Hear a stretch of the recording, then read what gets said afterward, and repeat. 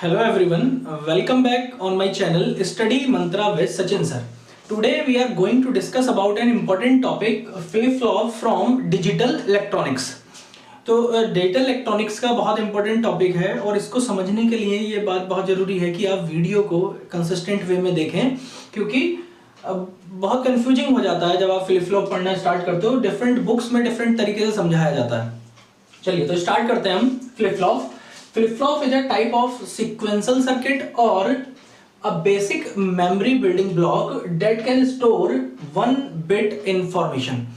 मतलब अगर हमें कंप्यूटर में कभी एक सिंगल बिट को स्टोर करना हो तो उसके लिए हम यूज करते हैं फ्लिप फ्लॉप का। अब वन बिट इंफॉर्मेशन स्टोर करने से ही यहाँ पर एक क्वेश्चन बन जाता है कि अगर फ्लिप फ्लॉप स्टोर करता है तो रजिस्टर क्या करते हैं। तो रजिस्टर को बनाने के लिए ही हमें फ्लिप फ्लॉप की जरूरत पड़ती है ताकि हम डेटा को स्टोर करके रख पाएं। तो जो फ्लिप फ्लॉप है वो स्टेट इंफॉर्मेशन को रखता है, और वो जो स्टेट इंफॉर्मेशन है वो दो टाइप की होती है हमारे पास, 0 और 1। 0 मतलब 0 और 1 हम ऑन और ऑफ पहले से भी जानते हैं। 0 मतलब ऑफ, 1 मींस ऑन, या फिर हम कह सकते हैं 0 मींस लो और 1 मींस हाई। तो हाई वोल्टेज लो वोल्टेज से भी इंडिकेट करते हैं, ऑन और ऑफ से भी हम इसको इंडिकेट करते हैं। तो जब भी हमारी मेमोरी में कोई बिट जाती है तो उसे हम इस सर्किट में ऑन और ऑफ या फिर लो वोल्टेज से इंडिकेट करते हैं। या फिर हम कह सकते हैं flip flop is also called as stable multi vibrator. मतलब एक स्टेबल मल्टी वाइब्रेटर की टाइप से काम करता है कि जो इनपुट होगा उसके बिहाफ पर जो भी आउटपुट जनरेट हुआ होगा उसको होल्ड करके रखता है जब तक हम चाहेंगे। मतलब वो अपने आउटपुट को तब तक स्टोर करेगा जब तक हम उसे कोई दूसरा इनपुट सर्किट में प्रोवाइड नहीं करा देंगे। It has normally two output line that are opposite to each other. Opposite to each other का मतलब ये है यहाँ पर कि जो फ्लिप फ्लॉप का सर्किट होगा वो कुछ इस टाइप से होगा जहां पर इनपुट आपके एक से ज्यादा हो सकते हैं। इनपुट हमेशा एक से ज्यादा ही होंगे जब भी आप फ्लिप फ्लॉप बनाएंगे, और लेकिन जो आउटपुट होंगे आपके वो आउटपुट हमेशा दो ही आउटपुट होंगे। जस्ट लाइक जैसे हम कह सकते हैं Q और Q बार। और ये जो दो आउटपुट होंगे ये दो आउटपुट भी हमेशा एक दूसरे के अपोजिट होंगे। अपोजिट मतलब इन्वर्टेड होंगे। तो हम कह सकते हैं कि एक तो होगा नॉर्मल, मतलब कोई भी एक नॉर्मल आउटपुट आएगा जो भी वैल्यू आ रही होगी, और दूसरी जो वैल्यू होगी वो इस नॉर्मल वैल्यू की इन्वर्टेड वैल्यू होगी। तो इस पर हम कह सकते हैं इन्वर्टेड। तो हमेशा जो आउटपुट आएगा फ्लिप फ्लॉप का वो आउटपुट, दो आउटपुट होंगे, एक नॉर्मल वैल्यू होगी और एक इन्वर्टेड वैल्यू होगी। और जो हम कैलकुलेट करते हैं, मतलब जिस इंफॉर्मेशन को हम स्टोर करके रख सकते हैं जिस 1 बिट को, वो 1 बिट होती है हमारी नॉर्मल वाली।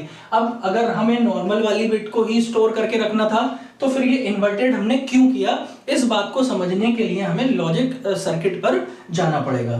तो बस अभी इतनी बात ध्यान रखनी है कि जो इंफॉर्मेशन थी, जो काम की इंफॉर्मेशन है, वो है हमारा नॉर्मल वाला आउटपुट, और इन्वर्टेड आउटपुट को सिर्फ हम क्रॉस चेक करने के लिए रखते हैं कि हम सर्किट की वर्किंग को आइडेंटिफाई कर पाए कि हमारा सर्किट सही काम कर रहा है या नहीं कर रहा, क्योंकि ये हमेशा एक दूसरे के इन्वर्टेड होंगे। जस्ट सपोज हमने माना कि यहां पर आउटपुट आया था 0, हम आउटपुट हमेशा 0 और 1 के फॉर्मेट में ही आएगा, ये बात भी हम डिस्कस कर चुके। तो सपोज अगर यहां पर इनपुट आया था 0 नॉर्मल फॉर्म में, तो आउटपुट क्या होगा 1।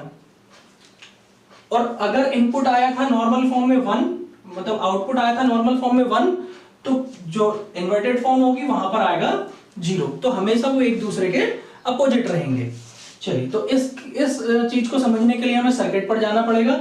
और उससे पहले अगर मैं शॉर्ट फॉर्म में बात करें हम कि फ्लिप फ्लॉप होता क्या है, तो फ्लिप फ्लॉप जो है हमारे लैच और क्लॉक का कॉम्बिनेशन होते हैं। अब एक क्वेश्चन यहां से जनरेट हो जाता है, लैच क्या होती है। तो बहुत सारे कंफ्यूजन क्रिएट होते हैं लैच में और फ्लिप फ्लॉप में कि दोनों एक ही हैं। तो लैच का जो काम है, लैच का काम सिर्फ यहां पर जो इनपुट जा रहा है तो इनपुट को कन्वर्ट करने के लिए होता है। मतलब ये बात अभी आप सर्किट से समझेंगे, लैच को आप यहां के लिए छोड़ दीजिए। और जो क्लॉक है, क्लॉक का काम होता है कि जब हम सर्किट पर काम करते हैं तो हम अगर ये चाहते हैं कि हमने कोई इनपुट दिया, उस इनपुट के रिस्पॉन्स में कोई आउटपुट जनरेट हुआ, अब जब तक हम उस आउटपुट के रिगार्डिंग, मतलब उस आउटपुट को हम सेव नहीं कर लेते तो हम चाहते हैं कि हम कोई भी इनपुट चेंज करते रहें लेकिन जो हमारा आउटपुट था वो स्टोर्ड रहे। जैसे मैं यहां मान लेता हूं कि हमारा कोई आउटपुट ही आया, तो हम कहें कि हम यहां इस बेस पर इनपुट में कोई चेंज करें, कोई भी फर्दर चेंज अगर हम यहां कर रहे हैं तो हमारा आउटपुट जो आया था वो सेव रहे, वो सुरक्षित रहे, उसमें कोई चेंजेस ना हो। तो ये ऐसा पॉसिबल तब तक नहीं है जब तक हम क्लॉक का यूज ना करें। तो हम क्या करते हैं, इस सर्किट पर यहां यूज कर लेते हैं क्लॉक का। तो क्लॉक क्या करती है, क्लॉक इसके कनेक्शन को खत्म कर देती है। यहां से हम ये कह सकते हैं, ऐसे हो जाता है यहां पर कि क्लॉक इसके कनेक्शन को यहां से खत्म कर देगी और जो हमारा आउटपुट था वो स्टोर्ड रहेगा वैसे के वैसे ही, जब तक हम क्लॉक को वापस से इनेबल नहीं कर देते। तो यहां कुछ इनेबल लाइन होती है, जैसे रैम और रोम की इनेबल लाइन होती है, तो यहां कुछ इनेबल लाइंस होती हैं।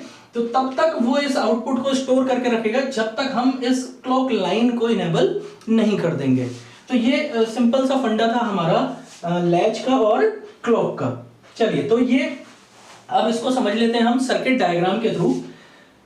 तो जो हमारे फ्लिप फ्लॉप होते हैं वो flip flop, basic flip flop को बनाने के लिए या तो हम नैंड गेट का यूज कर सकते हैं या फिर हम नोर गेट का यूज कर सकते हैं। दो नैंड गेट या फिर दो नोर गेट के थ्रू हम इसके बेसिक सर्किट को बना सकते हैं। तो यहां पर हमने एग्जांपल के बेस पर ले लिया, यहां पर हमने दो नोर गेट ले लिए। इसे नोर गेट से भी बना सकते हो, अगर नोर गेट से बनाओगे तो ये बन जाएगा, और एंड गेट नैंड गेट से बनाओगे तो ये इस टाइप से बन जाएगा। अब ये यहां जो आपको ये दिख रहा है इनपुट, आपको दिख रहा है कि यहां जो इनपुट है ये इसके आउटपुट से आ रहा है और यहां जो इनपुट है ये इसके आउटपुट से आ रहा है। यही जो है इसी का नाम है लैच। यहां पर भी और यहां पर भी यही होती है हमारी लैच। तो लैच के बिना सर्किट परफॉर्म नहीं हो सकता था। क्यों नहीं हो सकता था? अब ये बात तब जब हम टाइप्स पढ़ेंगे इसके तो तब हमें बहुत अच्छे से समझ जाएगी कि क्यों नहीं हो सकता था। वजह ये है कि यहां पर हमारे पास दो ही इनपुट लाइंस थी, सेट और रीसेट, एस और आर। जैसे आपने इसके टाइप्स में भी पढ़ोगे आप, आर एस फ्लिप फ्लॉप, जे के flip flop, T flip flop, D flip flop, तो इसके टाइप्स में भी आप पढ़ोगे। तो ये हमारे पास दो इनपुट लाइन थी और तीसरी वाली जो हमारी इनपुट लाइन होगी वो लैच के थ्रू हमें मिलती है, लैच के थ्रू हमें मिलती रहेगी और आउटपुट को स्टोर करती रहेगी वो। अब ये कैसे करेगा, ये बात हम ट्रुथ टेबल बनाकर इसको बहुत आसानी से समझ सकते हैं। जस्ट सपोज, एक पहली बात, ये एक नॉर्मल सर्किट है, इसके लिए आप ट्रुथ टेबल पर आप ये ना सोचे कि इसको ट्रुथ टेबल बनेगी तो ये दो इनपुट हैं तो दो इनपुट के बिहाफ पर आप इसको 2 की पावर n कर लेंगे। मतलब ये सिंपल सर्किट था, ये कोई लॉजिक डायग्राम नहीं है। लॉजिक डायग्राम को पर हम सिर्फ फ्लिप फ्लॉप को परफॉर्म करा रहे हैं 1 बिट की इंफॉर्मेशन को स्टोर करने के लिए। तो हम R और S के मैक्सिमम कॉम्बिनेशन देख लेंगे कि कितने कॉम्बिनेशन में इनपुट यहां पर जा सकते हैं। तो वो कोई भी कॉम्बिनेशन हो सकते हैं, जैसे एक बिट 0 हो सकती है, एक बिट 1 हो सकती है, 0 0 0 1 0 0 1 1, तो ये कोई भी कॉम्बिनेशन हो सकता है। जैसे जस्ट सपोज अगर हम ये मानते हैं कि हमने स्टार्टिंग में S पर दिया 1 और R पर दिया 0, ये दो इनपुट हमने प्रोवाइड करा दिए। तो जब हम इसको इनपुट देंगे तो इनपुट देते टाइम इस गेट की, नोर गेट की कुछ प्रॉपर्टी होती है कि अगर कोई भी 1 मिल जाता है हमें, दो इनपुट में से एक इनपुट अगर हमें 1 मिल जाता है तो आउटपुट हमारा क्या हो जाता है, 0 हो जाता है। तो यहां से हमें मिल रहा है 1, तो क्या हमें दूसरे इनपुट को देखने की जरूरत है? दूसरे इनपुट को देखने की जरूरत से मतलब है ये, क्या हमें इस इनपुट को देखने की जरूरत है कि यहां पर क्या इनपुट आ रहा है? मेरे ख्याल से कोई हमें जरूरत नहीं है। क्यों? क्योंकि हमें पता है कि अगर नोर गेट के अकॉर्डिंग एक भी इनपुट में 1 मिल जाता है तो आउटपुट हमेशा 0 हो जाता है। तो यहां पर ये जो क्यू बार मिला हमें वो 0 मिला, लेकिन आर के लिए क्या होगा? अब यहां से जाएं आप, तो ये इसका जो आउटपुट था, जो क्यू बार था, वो इसके लिए एज अ इनपुट काम कर रहा है। तो यहां से क्या मिला इसको? यहां से मिला इसको 0। तो इस नोर गेट पर गए 0 0 और 0 0 गए, तो नोर गेट की प्रॉपर्टी के हिसाब से यहां पर जो आउटपुट बनेगा वो बनेगा 1। क्लियर है इतनी बात? तो यहां पर Q पर क्या मिल गया हमें? Q पर मिला हमें 1 और Q बार पर मिला हमें 0। और ये बात हमने अभी भी कही थी कि दोनों आउटपुट क्या होंगे, एक दूसरे के कॉम्प्लीमेंटेड होंगे। तो ये हमारा एक परफॉर्म हो गया। इसे परफॉर्म होने के बाद यहाँ से कॉम्प्लीमेंटेड मिले हमें, यहाँ से 1 मिला, यहाँ से 0 मिला। इस कॉम्प्लीमेंट मिलने का मतलब ही ये था, मतलब ये जो दोनों आउटपुट हमें एक दूसरे के कॉम्प्लीमेंटेड मिले कि मतलब हमारा सर्किट बिल्कुल सही काम कर रहा है। कभी भी ऐसा पॉसिबल नहीं है कि ये दोनों जो थे वो सेम मिल जाए, ऐसा पॉसिबल होगा ही नहीं। क्यों नहीं होगा? ये हमें सर्किट से ही पता लग रहा है कि ये Q था और ये Q बार था, मतलब ये इसका कॉम्प्लीमेंटेड हुआ। ये दोनों एक दूसरे के हमेशा अपोजिट मिलेंगे। अगर ये सही मिला इसका मतलब सही था। तो ये इस सर्किट का काम क्या था? इस सर्किट को हमने लैच लगा के सिर्फ इसलिए देखा था कि सर्किट परफॉर्म कैसे हो रहा है।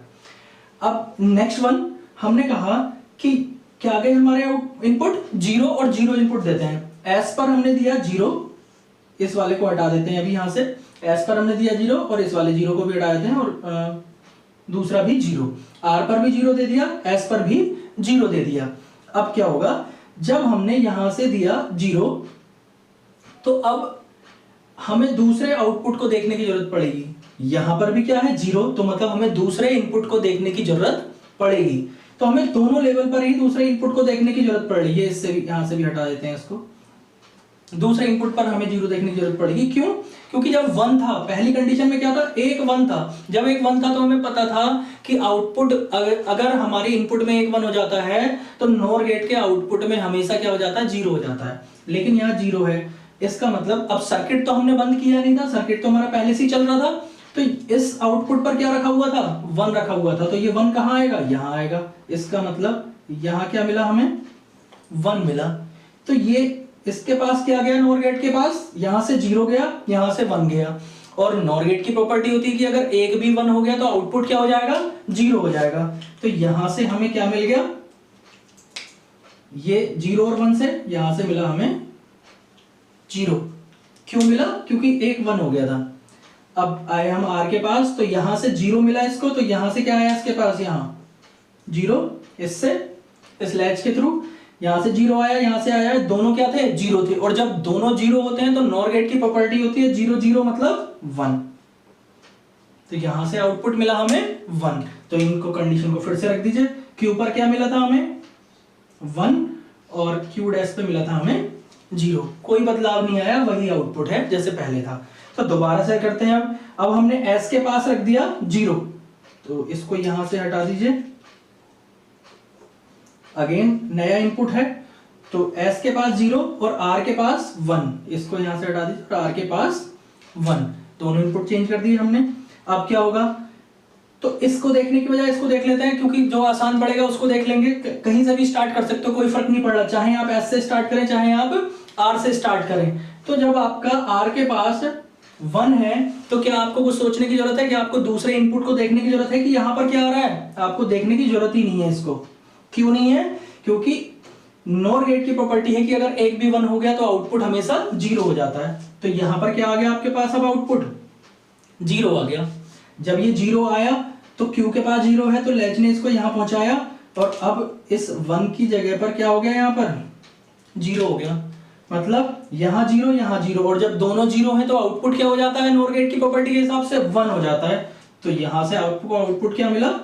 1 आउटपुट मिला। तो Q पर क्या मिला आपको? Q पर मिला आपको 0 और Q बार पर मिला आपको 1। क्लियर है इतनी बात? तो इस बार भी आपका अपोजिट, मतलब कॉम्बिनेशन कोई भी रख लो आप। ये कॉम्बिनेशन जो मैंने रखे थे, कॉम्बिनेशन में कोई भी रख रहा हूं, लेकिन आउटपुट जो मिल रहा है वो हमेशा कॉम्प्लीमेंटेड मिल रहा है। एक बार और ट्राई कर लेते हैं। कैसे? हमने कहा कि अब हम क्या देंगे उसको? दोनों को 0 और 0 दे देते हैं फिर से। तो हमने इसको यहां से हटाया और हमने कहा कि भी इस बार देंगे 0 और आर को भी हम देंगे 0। जब हमने 0 दिया, अब दोनों ही लेवल पे हमें ये देखने की जरूरत है कि दूसरा इनपुट क्या है। तो यहां पे देख लेते हैं। यहां से इनपुट 0 मिल रहा था तो 0 0 आएगा, इसको छोड़ दें। अब यहां से क्या आ रहा था? 1। तो इसको कर लेते हैं। इस लैच के थ्रू इस पर मिल रहा है 1, इस पर मिल रहा है 0, इस पर मिल रहा है 1। एक भी 1 हो जाता है तो नॉर गेट की प्रॉपर्टी के हिसाब से आउटपुट क्या आता है? आउटपुट आता है 0, एक भी 1 होने पर। ऐसे यहां पर आते हैं। यहां से क्या मिला? 0 और यहां क्या मिला? ऑलरेडी 0 था और यहां से मिला 0 0 0 मतलब नॉर गेट की प्रॉपर्टी 0 0 मतलब 1। तो आउटपुट क्या मिला आपको? 1। तो लिख दीजिए इसको। Q पर क्या मिला आपको? 0 और क्यू आर पर मिला आपको 1। क्लियर है बिल्कुल बात। तो अब लास्ट में जो कंडीशन बनती है हमारी वो है 1 और 1। तो हमने एस पर दिया 1 और आर पर दिया 1। तो ये बात हम जानते हैं नोर गेट की प्रॉपर्टी, अगर एक भी 1 हो जाता है तो आउटपुट जो है वो 0 हो जाएगा। तो हमें दूसरे इनपुट को देखने की जरूरत ही नहीं है। तो यहां भी क्या आया हमारे पास 0 और यहां भी क्या आया 0। तो दोनों जगह पर क्या आ गया हमारे पास, दोनों जगह आ गया 0 और 0। अब एक बात ध्यान देने वाली है, मैंने अभी कहा था कि ये दोनों आउटपुट हमेशा एक दूसरे के इन्वर्टेड होंगे, और लेकिन ये क्या इन्वर्टेड हैं, ये दोनों एक दूसरे के इन्वर्टेड नहीं है। तो ये जो कंडीशन बनी, ये कैसी कंडीशन है, ये इनवैलिड कंडीशन है। इस कंडीशन को हम कंसीडर नहीं कर सकते। तो यही बात हम ओवरऑल समझना चाह रहे थे कि जो फ्लिप फ्लॉप होते हैं वो लैचेस का यूज करके आउटपुट में एक बिट को स्टोर करके रखते हैं, और ये जो क्यू बार था ये इसलिए था कि वो तब तक स्टोर करते रहेंगे इंफॉर्मेशन को, और तब तक हमें पता लगता रहेगा कि फ्लिप फ्लॉप हमारा सही काम कर रहा है जब तक ये दोनों आउटपुट एक दूसरे के इन्वर्टेड आते रहेंगे। और जैसे ये आउटपुट दोनों एक दूसरे के सेम आएंगे तो हम समझ जाएंगे कि हमारे सर्किट में कोई ना कोई प्रॉब्लम है। जैसे यहां आया तो ये कैसी टास्क है, ये इनवैलिड टास्क है। तो क्लियर है इतनी बात। अब ये जो काम था बेसिक सर्किट बनाने का, इसे आप चाहे आप नैंड गेट से कर दीजिए चाहे आप नोर गेट से कर दीजिए, कोई फर्क नहीं पड़ता। जैसे हमने नोर गेट से किया तो हमने नोर गेट से एक्सप्लेन कर दिया इसको। अगर हम नोर गेट से एक्सप्लेन करते हैं तो हमें नैंड गेट से एक्सप्लेन करने की जरूरत नहीं है। लेकिन अगर फिर भी आप करना चाहते हो तो मैं एक दो स्टेप इसके बता दे रहा हूं, और उसके बाद आप खुद से इसको कर लेना। आप चाहे इसके बाद नैंड गेट से कर लेना, चाहे आप इसको नोर गेट से कर लेना, दोनों से जो इक्वेशन बनेंगी वो आपकी सेम ही बनेंगी। कैसे, तो एंड गेट में देख लेते हैं। एक इनपुट रखकर हमने कहा एस को हमने दिया था 1 और आर को हमने दिया 0।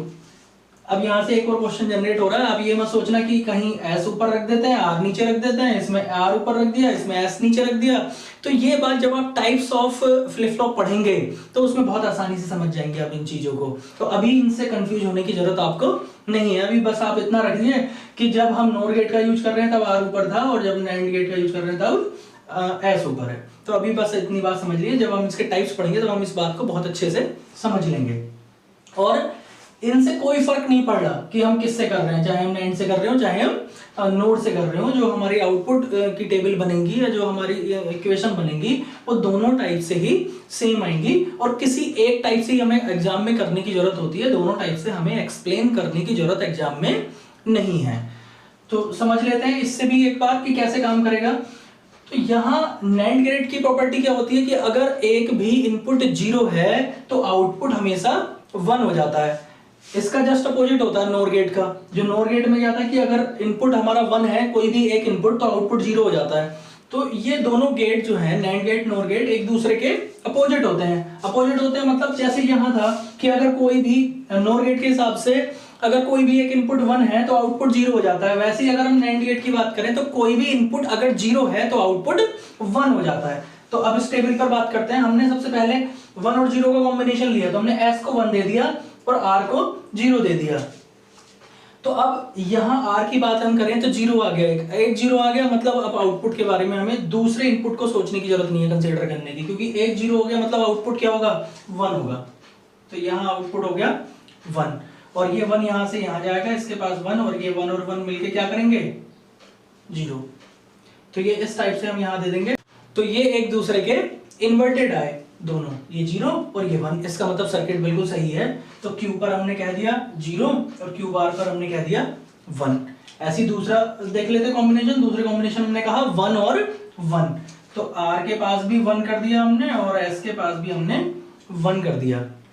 जैसे हमने 1 किया, अब फिर से वही कंडीशन कि अब हमें दूसरा इनपुट देखना पड़ेगा। अगर एक 0 आ जाता तब तो हमें पता है एक 0 होते ही आउटपुट 1 हो जाता है, लेकिन अब हमें देखना पड़ेगा क्योंकि दोनों के पास 1 है। तो देख लेते हैं, तो इससे देखते हैं यहाँ पे 1 था और यहाँ के आउटपुट में क्योंकि सीक्वेंशियल में था, सर्किट क्लोज तो हुआ नहीं था, तो ये वाला जो आउटपुट था ये इसके लिए एज इनपुट काम करेगा। यहाँ से आया 1 और 0, कोई भी इनपुट एक 0 हो जाता है तो आउटपुट क्या हो जाता है 1। तो यहाँ से क्या आया आपका 1, और इसके पास क्या गया यहाँ पर 1, और जब 1 गया तो 1 और 1 क्या करेंगे यहाँ जाकर 0। तो फिर से वही कंडीशन आपके पास, क्यू बार पर बना आपका 1 और क्यू पर बना आपका 0। तो इस टाइप से आप यहाँ तक नीचे तक एक्सप्लेन कर लेंगे इसको, तो इसमें आपको कोई दिक्कत नहीं आएगी, जैसे ये किया था वैसे ही आप इसको कर लेंगे। और नेक्स्ट वीडियो में हम देखेंगे फ्लिप फ्लॉप के टाइप्स। तो ये सिंपल हमने लैच को समझा था कि लैच कैसे काम करती है। इसके बाद नेक्स्ट जो वीडियो होगी उसमें हम क्लॉक लगा देंगे इन फ्लिप फ्लॉप के साथ, और मेन बात करेंगे टाइप्स ऑफ फ्लिप फ्लॉप की। तो आगे की वीडियोस के लिए चैनल के साथ बने रहिए। Thank you very much.